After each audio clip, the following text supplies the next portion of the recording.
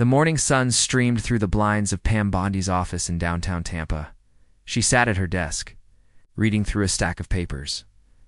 Pam was known for her bright red hair and strong opinions. As the former Attorney General of Florida, she had faced many battles in her career. Today would bring another one. Pam looked up as her assistant Karen knocked on the door. Karen was in her 50s, with short gray hair and glasses that hung from a chain around her neck. "Your speech for tonight is ready," Karen said, placing a folder on the desk, and Senator Warren's office called again. Pam sighed. Elizabeth Warren, the senator from Massachusetts, had been trying to reach her for days. The two women had very different views on politics. They were like oil and water. They just didn't mix. "Tell them I'll call back after my meeting," Pam said, though she had no plans to do so. Some conversations were better avoided. Karen nodded and left the office. Pam opened the folder and reviewed her speech for the Economic Policy Conference. She would be speaking about state rights and business regulations, topics that put her directly against Warren's views. Across town, in his small apartment, Joe Miller typed furiously on his laptop. As a reporter for the Tampa Bay Times, he had been following the growing tension between Bondi and Warren for weeks. His editor wanted a story about their conflict, and Joe needed to deliver. The clash between these two powerful women represents the deep divide in American politics, he wrote. He paused, then deleted the sentence. Too dramatic. Needed facts, not fluff.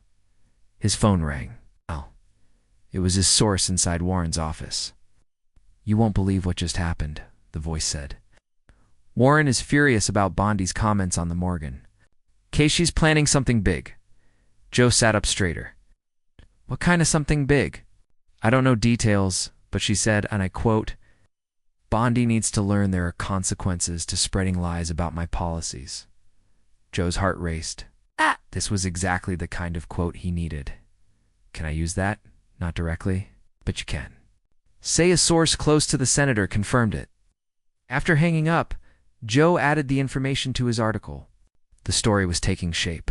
Elizabeth Warren, frustrated by Pam Bondi's criticism, was now making what sounded like threats.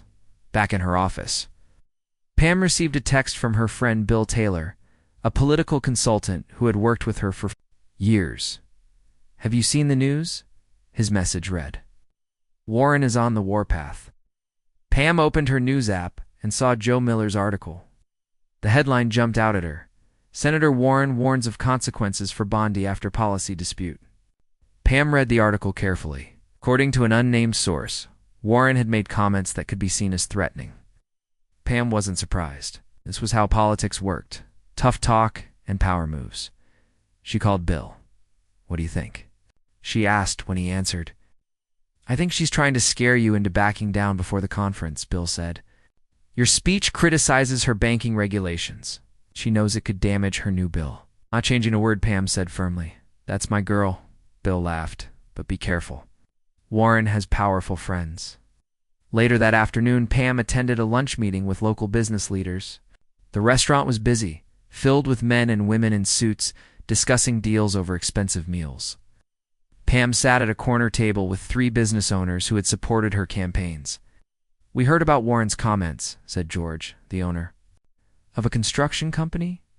Are you worried?" Pam smiled. "I faced worse than angry senators." "But she has the ear of the White House," said Linda, who ran a chain of grocery stores. "She could make trouble for Florida businesses." "That's exactly why I need to speak up," Pam replied. "Someone needs to stand against policies that hurt our state." As they ate, Pam noticed a woman at the next table watching her. The woman quickly looked away when Pam met her eyes. It happened often. People recognized her from TV or newspapers. After lunch, Pam returned to her office to find Karen looking worried. "Warren's office called 3 more times," Karen said. "And there's a reporter from CNN waiting in the lobby." "Tell the reporter I'm in meetings all day," Pam said. "Call Warren's office back. Tell them I'll speak with the senator at the conference tomorrow." Karen hesitated. "Are you sure that's wise? Maybe it's better to talk privately first." "No," Pam said firmly. "Whatever she has to say, she can say it to my face at the conference." That evening, Pam went home to her apartment overlooking Tampa Bay. The sun was setting over the water. painting the sky orange and pink. She kicked off her shoes and poured herself a glass of wine. Her phone buzzed with a text from her sister. "Laura, just saw you on the news. You're stirring up trouble again." Pam smiled and called her sister. When Laura answered, Pam could hear children laughing in the background. "How are the kids?" Pam asked. "They're fine. Now tell me about this fight with Warren." "Mom is worried," Pam laughed. "Mom worries about everything. It's just politics, Laura. Nothing I can't handle." The news made it sound serious. They said she threatened you. Politicians make threats all the time. Most are empty. After talking with her sister, Pam reviewed her speech again. The words seemed even more important now. She added a new line. "We cannot allow fear and intimidation to silence." Legitimate debate. The next morning, Pam dressed carefully in a navy blue suit. The Economic Policy Conference would be attended by politicians, business leaders, and reporters from across the country. Her speech was scheduled for 11 a.m., right before lunch. Warren would speak at 2 p.m. The conference center was huge. With high ceilings and large windows, people moved about in groups, networking and discussing the morning's speeches.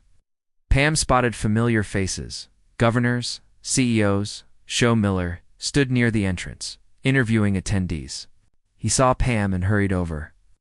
"Ms. Bondi, can I get a comment about Senator Warren's statements?" "Which statements would those be, Joe?" Pam asked coolly, her warning about consequences. "Do you feel threatened?" Pam smiled for the cameras. "I look forward to hearing what the senator has to say today. That's my only comment." She walked away, leaving Joe without the quote he wanted. Inside the main hall, rows of chairs faced a stage with a podium. Pam checked in with the event organizers and took her seat in the front row. At 10:30 a.m., her phone buzzed. It was a text from an unknown number. "Warren is bringing documentation of your donor connections to attack during her speech. Be prepared." Stared at the message. Was it a friendly warning or an attempt to rattle her? Either way, she wouldn't change her approach. The first speaker. A professor of economics droned on about inflation rates. Pam barely listened. She was thinking about her speech and what might come after. At 10:55 a.m., the moderator announced, "Next up, we have former Florida Attorney General Pam Bondi discussing state rights and economic regulation." Pam walked to the podium with confidence. The lights were bright and she could see hundreds of faces watching her. In the back of the room, a door opened. Elizabeth Warren walked in, surrounded by staffers. Their eyes met across the crowded room. Warren's face was stern, her mouth set in a hard line. She took a seat and crossed her arms, clearly ready for battle. Pam adjusted the microphone and began her speech. "Thank you for having me today. I want to talk about something important, the right of states to set their own economic policies without federal overreach." As she spoke, she could feel Warren's eyes on her. The tension in the room grew with each word. This wasn't just another speech. It was the opening move in what would become one of the most talked about political confrontations of the year. Little did Elizabeth Warren know that Pam Bondi was more than ready for whatever came next. Pam finished her speech to polite applause. She had spoken for 30 minutes about state rights and how federal regulations hurt local businesses. Several times during her talk, she had looked directly at Elizabeth Warren, who sat stone-faced. In the back row, as Pam returned to her seat, the moderator announced a 15-minute break before the next speaker. People stood up, stretching their legs and heading to the refreshment tables set up in the back of the room. Pam gathered her notes and was about to join a group of supporters when she felt a tap on her shoulder. She turned to see Sam Jones, the governor of Georgia and an old friend. "Powerful speech," Sam said, his voice low. "But Warren is fuming. Her aide is passing out some kind of document to reporters." Pam glanced toward the back of the room. Sure enough, a young woman was handing papers to a small group of journalists. Joe Miller from the Tampa Bay Times was among them, reading intently. "Idea what it is?" Pam asked. Sam shook his head. "Something about donor connections. She's gunning for you, Pam." "Let her try," Pam said with more confidence than she felt. Across the room, Elizabeth Warren was surrounded by her team. The senator's face was serious as she pointed to something. On a tablet her chief of staff held. Warren nodded, then looked up and caught Pam watching her. For a moment their eyes locked. Warren's expression was cold and determined. Pam excused herself from Sam and walked to the refreshment table. She poured herself a cup of coffee, trying to appear calm. Inside, her mind was racing. What document was Warren sharing? Attack was coming? Miss Bondi? A voice said behind her. Pam turned to see Helen Davis, a reporter from the Washington Post. Care to comment on the information Senator Warren is distributing? I haven't seen this information, Pam replied evenly. Helen held out a paper. It's a list of your donors from your time as Attorney General, with notes about cases where you allegedly favored these donors in legal matters. Pam took the paper and scanned it quickly. The document showed a list of companies and individuals who had donated to her campaigns, with arrows pointing to legal cases her office had handled. The implications were clear. Warren was suggesting Pam had given special treatment to her donors. This is misleading and dishonest, Pam said, handing back the paper. Every case my office handled followed the law. Senator Warren is trying to create a scandal where none exists. Helen scribbled in her notebook. Warren plans to address these connections in her speech this afternoon. Will you stay to hear it? I wouldn't miss it, Pam said with a smile that didn't reach her eyes. As Helen walked away, Bill Taylor approached. He had been watching from across the room. Bad, he asked quietly. Warren is claiming I gave special treatment to donors, Pam said. It's garbage, but it could create headlines. Bill sighed. Classic Warren move. She can't win on policy, so she attacks character. I need to make some calls, Pam said. Can you keep an eye on things here? Bill nodded, and Pam slipped out of the main hall. She found a quiet corner in the lobby and called Karen at her office. I need everything we have on the Miller construction case and the Coastal Bank settlement, she told her assistant. Warren is claiming I favored them because they were donors. That's ridiculous, Karen said. The Miller case went through 3 rounds of review. I know, but I need the paperwork to prove it. Can you email it right away? While waiting for Karen's email, Pam noticed Joe Miller hovering nearby, pretending to check his phone, but clearly trying to listen. Pam walked farther away, finding a small meeting room that was empty. Her phone buzzed with an incoming email from Karen. Pam opened the attachments and reviewed the documents. They showed clearly that the cases Warren was questioning had been handled properly, with multiple reviews, and in accordance with state law. Pam took screenshots of the most important parts and texted them to Bill. Share these with any reporters asking questions. She wrote. When Pam returned to the main hall, the pre-lunch speaker was finishing his talk. People were already lining up for the buffet lunch that would be served in the adjoining room. Pam spotted Elizabeth Warren talking to a group of supporters. As if sensing Pam's gaze, Warren looked up. This time, instead of looking away, she excused herself from her group and walked directly toward Pam. The room seemed to grow quiet as people noticed the 2 women approaching each other. This was the confrontation everyone had been waiting for. Ms. Bondi, Warren said, her voice cool. I hope you're enjoying the conference. Very much, Senator, Pam replied. Though I'm surprised by the material you're distributing, it contains several inaccuracies. Warren's smile was tight. I stand by every word.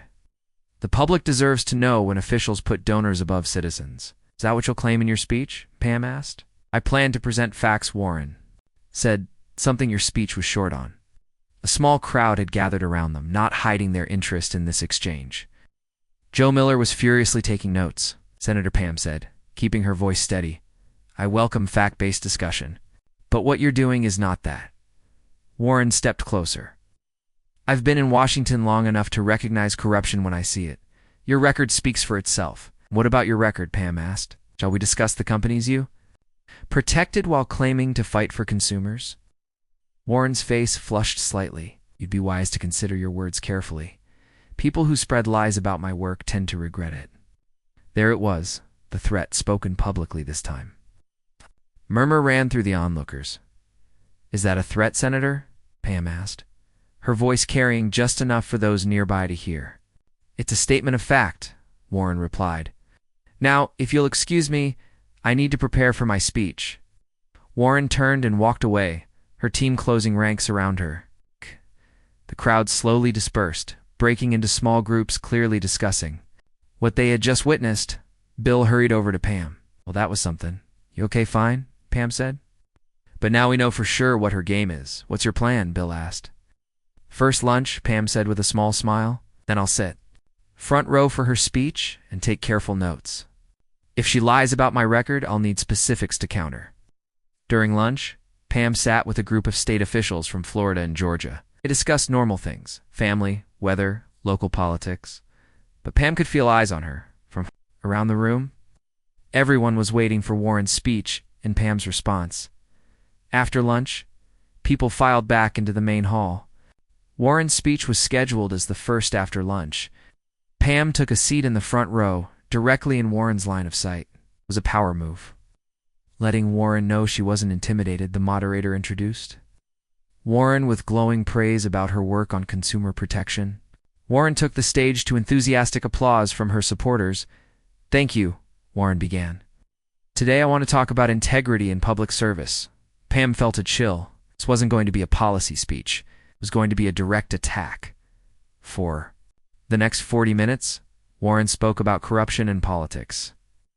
While she never mentioned Pam by name, her examples and references made it clear who she was talking about. She referred to state officials who protect donor interests and attorneys general who look the other way. When their friends break the law? Halfway through the speech, Warren displayed a slide showing the same donor connections from the handout. When the same names appear on campaign donation lists and favorable legal decisions, must ask questions, she said, looking directly at Pam. Pam kept her face neutral, taking notes, and occasionally looking up to meet Warren's gaze steadily. Inside, she was furious at the half-truths and misleading connections Warren was making. But she knew losing her temper would only play into Warren's hands. As Warren finished her speech, she looked directly at Pam again. "Those who abuse public trust should face consequences. I intend to make sure they do." The threat hung in the air as Warren stepped away from the podium to applause. Pam Bondi got threatened by Elizabeth Warren. Then Bondi humiliated her with one sentence, Part 3. The room buzzed with conversation as Warren left the stage. Many eyes turned to Pam, watching for her reaction. She remained seated, calmly putting her notes away in her folder. Inside, she was angry, but years in politics had taught her to hide her feelings. The moderator returned to the podium.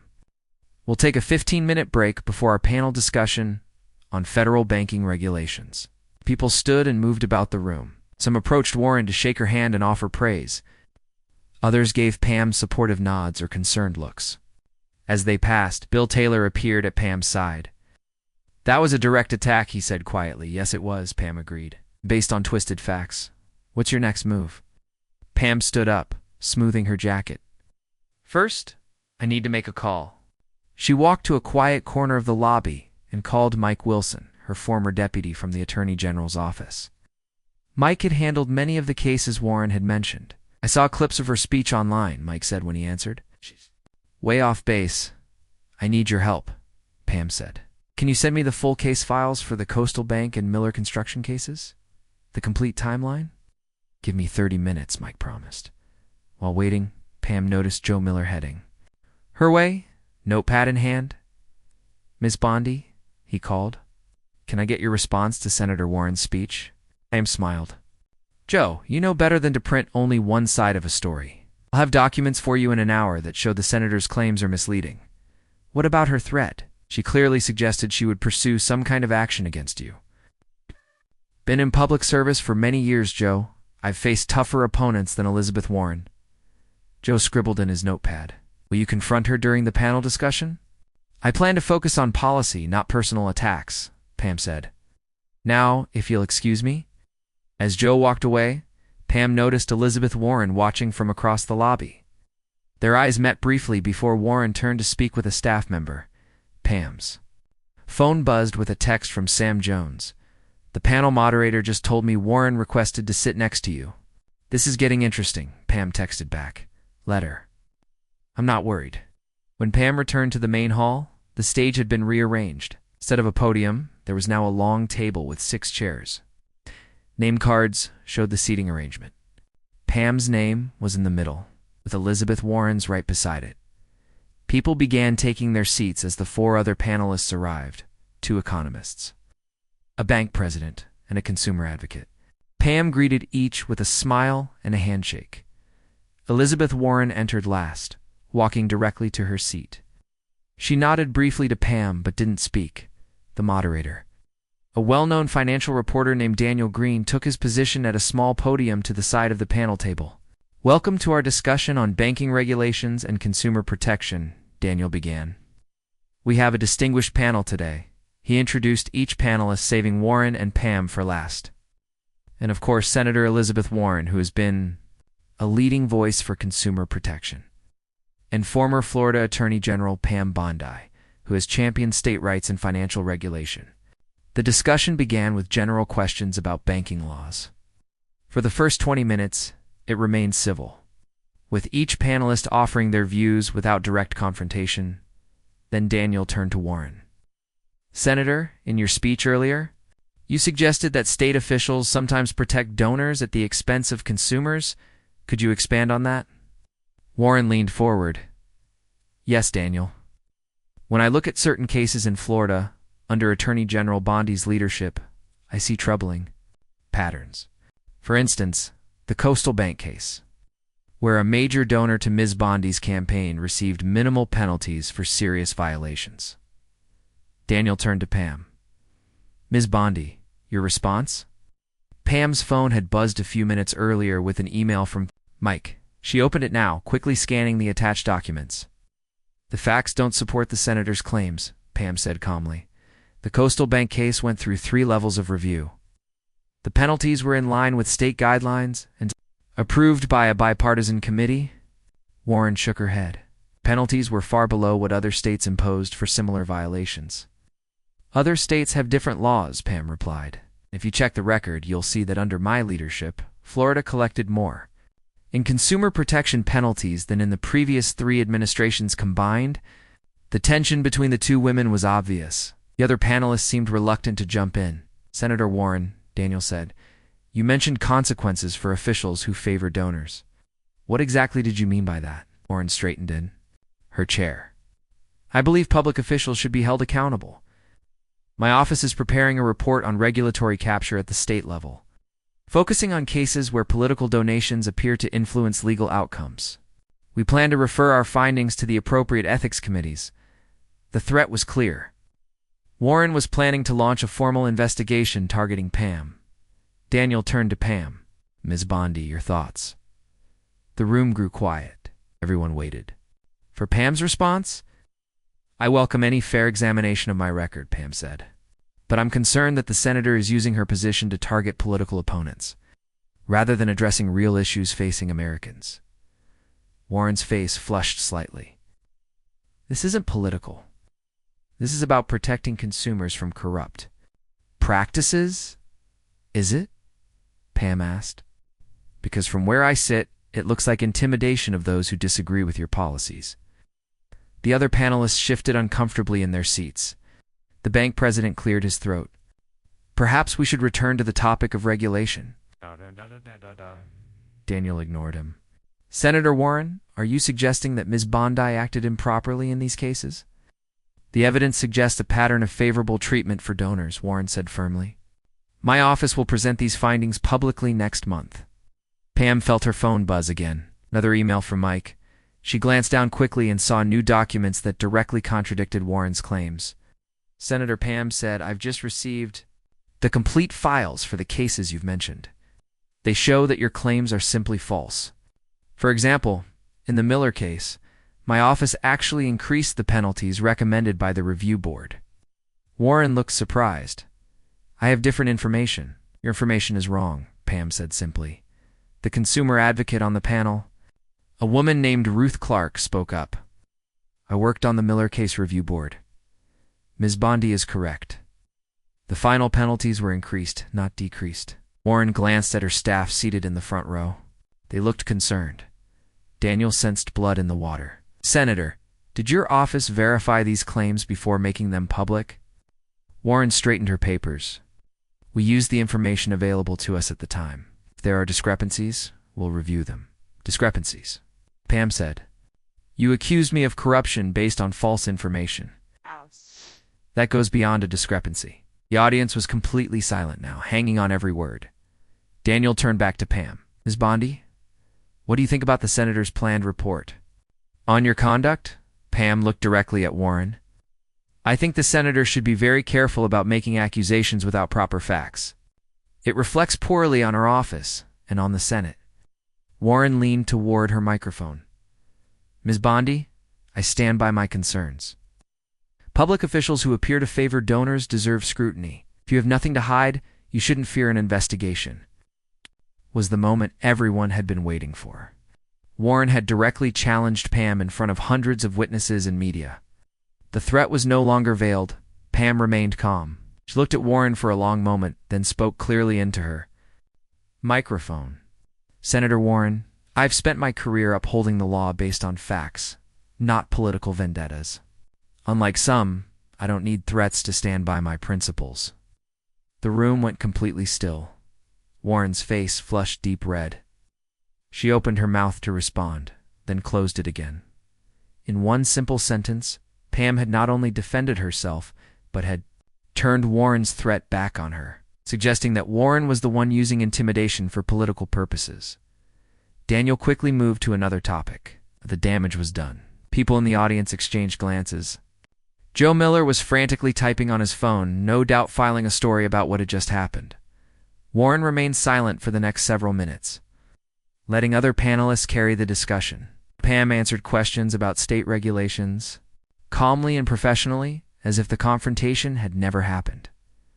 But everyone in the room knew they had just witnessed something significant.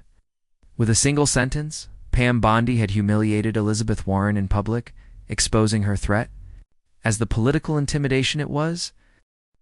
The panel discussion ended at 5 o'clock. As people stood to leave, many crowded around Pam to offer support and congratulations. Elizabeth Warren quickly left the stage, surrounded by her staff who formed a protective circle around her. Joe Miller pushed through the crowd to reach Pam. That was quite a moment, he said. Your response to Warren is already trending online. Pam raised an eyebrow. Already? Thud. Joe held up his phone to show her. Someone had posted a video clip of the exchange. It had thousands of shares in just 30 minutes, the caption read. Bondi shuts down Warren's threats with one perfect sentence. I was just stating the truth, Pam said. Well, the truth has gone viral, Joe replied. Care to comment further? Not at this time, Pam said. But I will share the case documents that prove Senator Warren's claims were false. Bill Taylor appeared. At Pam's side, we should get going. There's a reception at the hotel in an hour, and you'll want to prepare. Every reporter in town will be there looking for more quotes. As they walked toward the exit, Pam noticed people watching her, some nodding in approval. Her phone buzzed constantly with messages and alerts. In the car, Bill showed Pam more social media posts about the confrontation. Video clips were spreading across all platforms. Political commentators were already giving their takes on what had happened. You struck a nerve, Bill said. People are tired of politicians using threats and intimidation. Your response was perfect, calm, dignified, but powerful. Will Warren respond? Pam asked. Her office has been silent so far. Probably in damage control mode. At the hotel, Pam took time to call Mike Wilson and thank him for sending the case files. Your timing was perfect, she told him. Those documents made all the difference. Happy to help, Mike said. Warren should have done her homework before making those accusations. After freshening up, Pam headed to the hotel ballroom for the reception. As soon as she entered, heads turned. People whispered and pointed. Some approached to shake her hand. The governor of Arizona, Paul Martin, was among the first to greet her. It's masterful handling of Warren, he said quietly. Bullying officials for years. It's about time someone stood up to her. Pam smiled politely. I simply stated the facts. Well, the facts hit home, Paul replied. Her staff is in full panic mode upstairs. My aide overheard them arguing about how to respond. Across the room, Sam Jones waved Pam over to a group of state officials. As she made her way through the crowd, a woman touched her arm. "Ms. Bondi? I'm Diane Miller. I work for Senator Warren." Pam stopped, surprised. "Yes." Diane looked nervous. "The senator would like to speak with you privately. She's in the small meeting room down the hall." Pam considered for a moment. "Tell the senator I'll meet with her in 15 minutes. As Diane hurried away, Bill approached. "What was that about?" "Warren wants a private meeting," Pam explained. Bill frowned. "Be careful. It could be a trap." "Or a peace offering," Pam said. "Either way, I need to hear what she has to say." Pam spent the next 15 minutes speaking with supporters and colleagues. Many congratulated her on standing up to Warren. Others shared stories of their own, run-ins with the senator's aggressive tactics. At the agreed time, Pam excused herself and headed to the meeting room. She took a deep breath before knocking on the door. "Come in," Warren's voice called. Pam entered to find Elizabeth Warren sitting alone at a small table. She looked tired, her earlier confidence replaced by a wary expression. "Thank you for coming," Warren said, not getting up. "You wanted to speak with me," Pam said, taking a seat across from her. Warren was silent for a moment, as if choosing her words carefully. "Today didn't go as I expected." "Oh, I imagine it didn't," Pam replied. "My staff gave me incorrect information about those cases," Warren said. "I've started an internal review to find out how that happened." Pam nodded but said nothing. "I wanted to... clear the air," Warren continued. "Practices will proceed, but I'll ensure the information is properly verified." "I appreciate that," Pam said. "Accuracy matters when making serious allegations." Warren's expression hardened slightly. "Don't misunderstand. I still believe there are legitimate questions about how your office handled certain cases. And I'm happy to address those questions with facts, not threats," Pam replied. Warren leaned forward. "Your comment today about not needing threats to stand by principles, that was aimed directly at me." "It was the truth," Pam said simply. "The media is running with it. They're painting me as a bully." "And how would you describe your approach?" "Senator, you publicly threatened to investigate me based on false information." Warren stood up and walked to the window. "Politics is a tough business. Sometimes pressure is necessary to get results." "There's a difference between pressure and intimidation," Pam said. Warren turned to face her. "Your one sentence is going to haunt me for weeks in the press. My staff says it's the perfect soundbite, short, memorable, and damaging." "I wasn't thinking about soundbites," Pam said. "I was responding to a direct threat to my reputation and career." "Well, it worked," Warren admitted. "You've put me in a difficult position." "What do you want from this meeting, Senator?" Pam asked directly. Warren returned to her seat. "I'm asking you to help calm the waters. A joint statement, perhaps, saying we had a productive discussion and agreed to work together on consumer protection issues." Pam considered this request. It was a standard political move: find common ground, present a united front, move past the conflict. "I'm willing to issue a statement saying we've discussed the issues," Pam said finally. "But I won't pretend there was no threat or that the information you presented was accurate." Warren frowned. "That's not very helpful." "It's honest," Pam replied. "And after today's events, honesty seems important." The two women looked at each other in silence. The power dynamic had shifted. Yesterday, Warren had been the one making demands. Now she was asking for help. "I understand," Warren said finally. "I'll have my team draft something for your review." As Pam stood to leave, Warren added, "One more thing. Your comment today, ... It was well done. I underestimated you." Pam nodded. "Senator, it's an advantage in my line of work." When Pam returned to the reception, Bill hurried over. "What happened? What did she want?" "Damage control," Pam said. "She asked for a joint statement to calm things down." "And you agreed?" Bill looked concerned. "I set conditions," Pam assured him. "Don't worry, I'm not backing down on the facts." Later that evening, as the reception was winding down, Joe Miller approached Pam again. "It's Bondi. I heard you met privately with Senator Warren. Can you share what was discussed? The senator and I had a frank conversation about today's events, Pam said carefully. We've agreed to focus on facts rather than personal attacks going forward. Has she apologized for her threats? Joe pressed. You'd have to ask the senator about that, Pam replied. But I believe we've reached a better understanding. After Joe left, Sam Jones joined Pam. You've become the story of the conference, he said with a smile. Everyone's talking about how you stood up to Warren with just one sentence. It wasn't planned, Pam admitted. It just came out. Sometimes the most powerful moments are unplanned, Sam said. You spoke from the heart, and it resonated with people. As Pam prepared to leave the reception, her phone buzzed with a text from her sister Laura. Just saw you on the news. Mom is so proud. Call when you can. Pam smiled and texted back. We'll call in the morning. Been a long day. In the elevator up to her room, Pam felt the tension of the day finally lifting. She had stood her ground against one of the most powerful senators in Washington and had emerged stronger, not through angry words or personal attacks, but with a simple, honest statement of principle. Tomorrow would bring new challenges. Warren's office would issue a statement. Reporters would ask more questions. The political battle would continue. But tonight, Pam Bondi had shown that sometimes the most effective response to a threat isn't another threat. It's a single sentence, spoken with conviction, that exposes the truth for all to see. The next morning, Pam woke to find her phone filled with messages.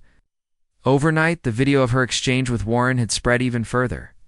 News channels were playing the clip on repeat. Political commentators were analyzing her words.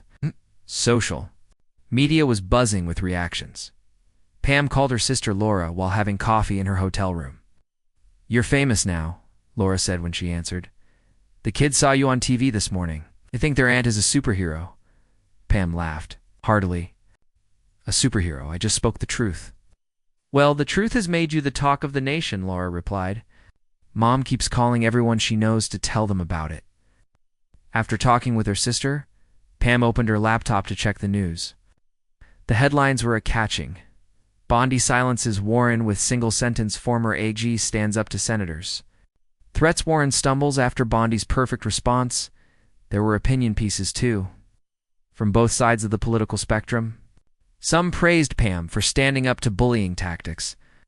Others defended Warren, claiming she was just doing her job by questioning possible corruption.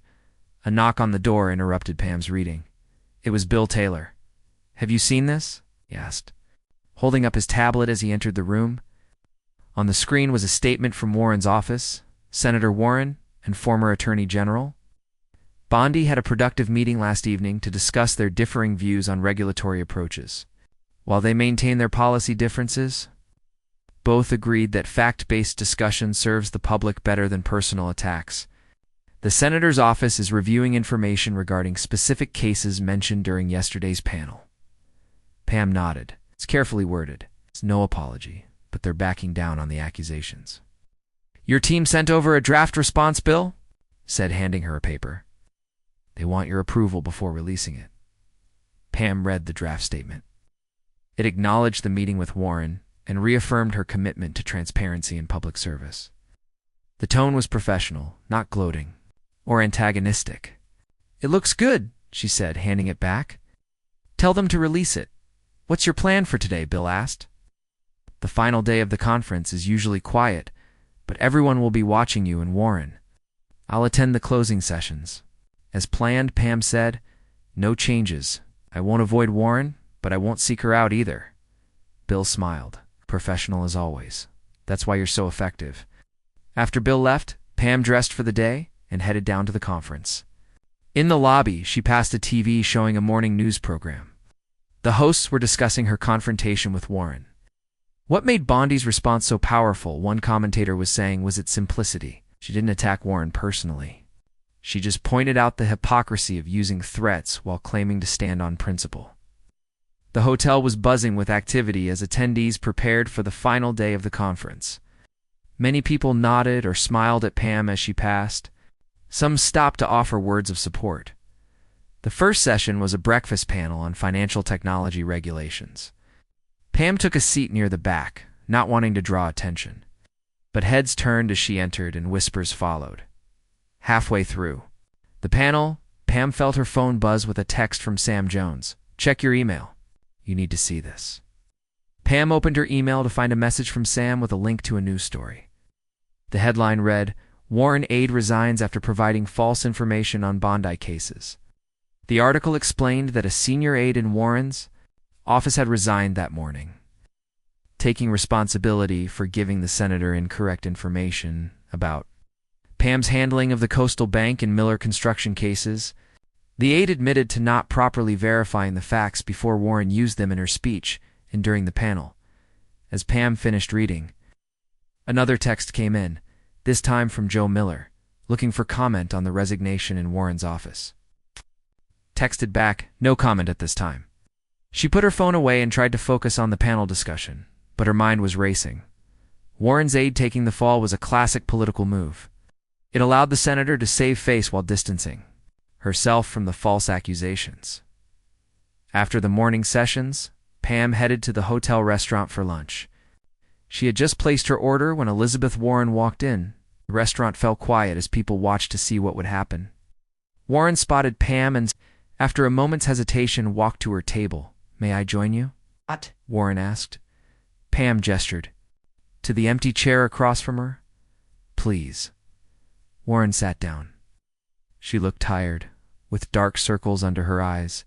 I saw the news about my aide's resignation, she said. Yes, Pam replied. I saw it too. I want you to know that I didn't ask him to resign, Warren said.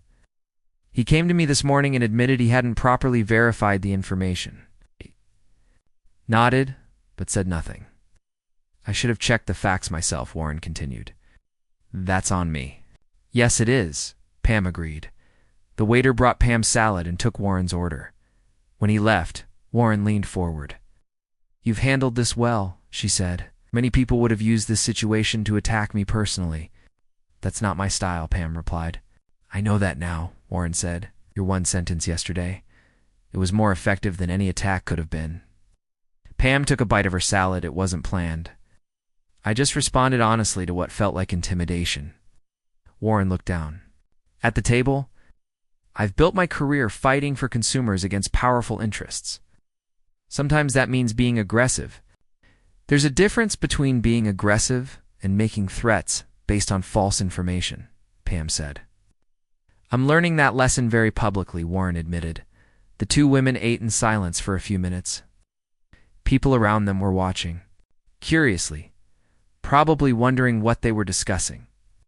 Where do we go from here? Warren finally asked. We go back to our work, Pam said. You in the Senate, me in private practice. We'll probably disagree on many issues, but hopefully with more respect for each other's positions. Warren nodded. That's fair. After lunch, Pam attended the closing keynote speech. The large hall was packed, with people standing along the walls. Warren was seated on the other side of the room, surrounded by her remaining staff. The keynote speaker, a respected judge, made several references to integrity and fact-checking in public discourse. Many in the audience glanced at Warren or Pam when these points were made. When the conference officially ended, reporters swarmed around both women, asking for comments about the aide's resignation and their lunch meeting. Senator Warren and I had a productive conversation, Pam told them. We've put yesterday's events behind us and are focused on moving forward. Warren gave a similar response to reporters on her side of the room. As Pam left the hotel, Bill Taylor walked beside her. You're being very generous to Warren, he said. She tried to destroy your reputation. What would attacking her accomplish? Pam asked. She's embarrassed. Her aide has resigned, and everyone saw what happened. That's enough. Bill shook his head in admiration. This is why you're respected even by your opponents. You fight hard but fair. At the airport, waiting for her flight back to Florida, Pam checked the news one last time. The story was evolving. Political analysts were now discussing the broader implications of the confrontation, suggesting it represented a turning point in how politicians use threats and intimidation. One commentator wrote, Bondi's response. Unlike some, I don't need threats to stand by my principles. may go down as one of the most effective comebacks in recent political history. Its power lies in its truth and simplicity. On the plane, Pam thought about the past 2 days. What had started as a normal conference had turned into a defining moment in her career. All because of one honest sentence spoken in the heat of confrontation. Her phone buzzed with a final text from Bill. New poll shows your approval rating up 15 points. Warren's down 8. Your one sentence did more damage than 1,000 attack ads. Pam put her phone away and looked out the window as the plane took off. Below, the city grew smaller. The conference and its drama receding into the distance. She hadn't set out to humiliate Elizabeth Warren. She had simply stood her ground, speaking truth in the face of intimidation. That one sentence had changed everything, not because it was clever or planned, but because it was honest. As the plane climbed into the clouds, Pam smiled. Sometimes the most powerful words are the ones spoken from the heart, without calculation or malice, just the simple truth delivered at exactly the right moment.